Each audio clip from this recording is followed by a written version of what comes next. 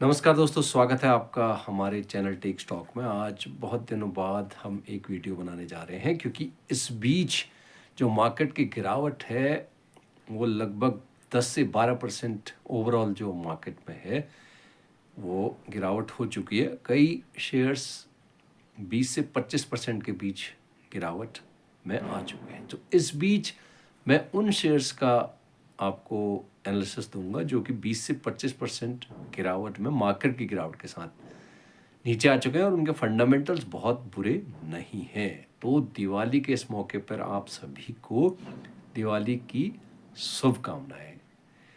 तो दिवाली के साथ जो मार्केट में गिरावट हुई है, अब एक हमारे लिए यहाँ पर एक चांस बनता है कि हम उन शेयरों को आपके साथ उनका एनालिसिस करें जिनमें एक सिग्निफिकेंट अमाउंट ऑफ गिरावट हो चुकी है, और जिस यहाँ से अगर आप उसमें अपने फाइनेंशियल एडवाइज़र की एडवाइस और हमारी एनालिसिस के बेसिस पे उसमें ख़रीदारी करते हैं तो निकट भविष्य में in near future it may be a good bet for you. तो अब हम यहाँ पे आपको कुछ शेयर्स का एनालिसिस करेंगे जो कि बहुत ज़्यादा 20 से 25% गिर गए हैं, जो कि एक बहुत ज़्यादा इस तरह का कोई उसमें टेक्निकल फॉल्ट या कोई उनके जो बिजनेस में है कोई ऐसी कमी नहीं थी, या उनके जो रिजल्ट्स में है वो कोई कारण नहीं था कि ये गिरे, लेकिन मार्केट के भाव के साथ ये भी नीचे को बह चुके हैं। तो 3 शेयर्स में आपको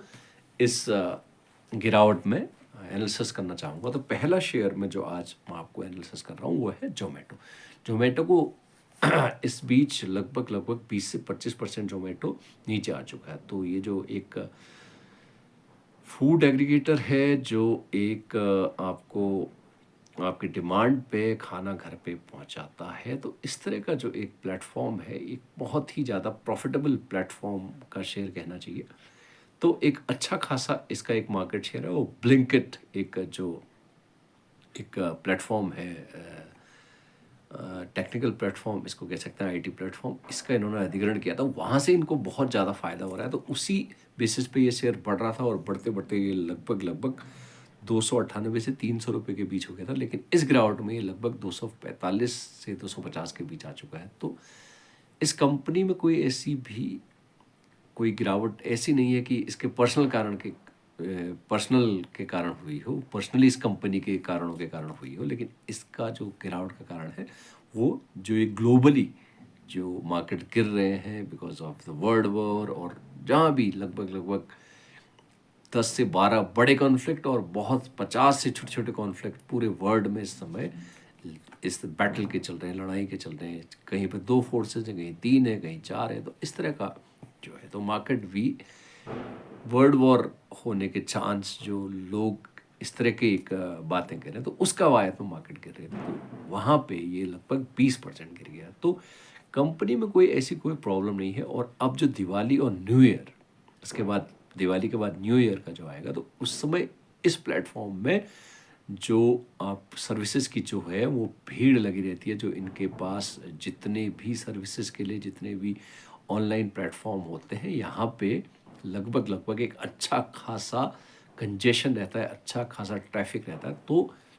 इस क्वार्टर में जो ज़ोमैटो के रिज़ल्ट हैं वो बहुत अच्छे आएँगे। तो हमको ऐसा लगता है कि ज़ोमैटो यहाँ पे आपको एक अच्छे खासे भाव पे मिल रहा है। तो 245 से 250 के बीच ज़ोमैटो एक आकर्षक वैल्यूएशन पे आ गया है। तो अगर आपको उसको खरीदना है तो एक बार अपने फाइनेंशियल एडवाइज़र से ज़रूर पूछिए। जो दूसरा शेयर मैं बता रहा हूँ आपको, वो है जियो फाइनेंस का। बहुत बार मैंने अपने प्लेटफ़ॉर्म पे जियो फाइनेंस का ज़िक्र किया है और इसका एनालिसिस किया है।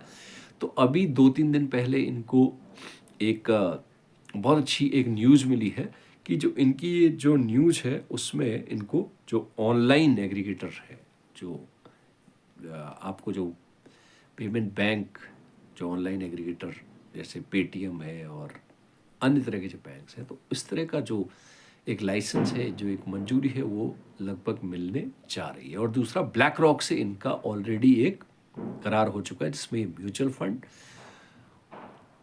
को अपना लॉन्च करेंगे। और एक जो महत्वपूर्ण बात है, इनके पास जो है वो कस्टमर बेस है, वो जियो के सिम जीरो जो इनके पास लगभग लगभग 30 से 35 करोड़ कस्टमर है, वो इनके पास कस्टमर बेस है। वहाँ से ये अपना जो प्लेटफॉर्म जारी करेंगे, जो वहाँ से जो अपना एक कह सकते हैं ऐड करेंगे, एडवर्टीजमेंट करेंगे, वहाँ से लोगों के सिम में, फ़ोन में जो जियो के थ्रू ये अपने को लॉन्च करेंगे, तो वो एक बहुत ही महत्वपूर्ण इनके पास एक कस्टमर बेस होगा।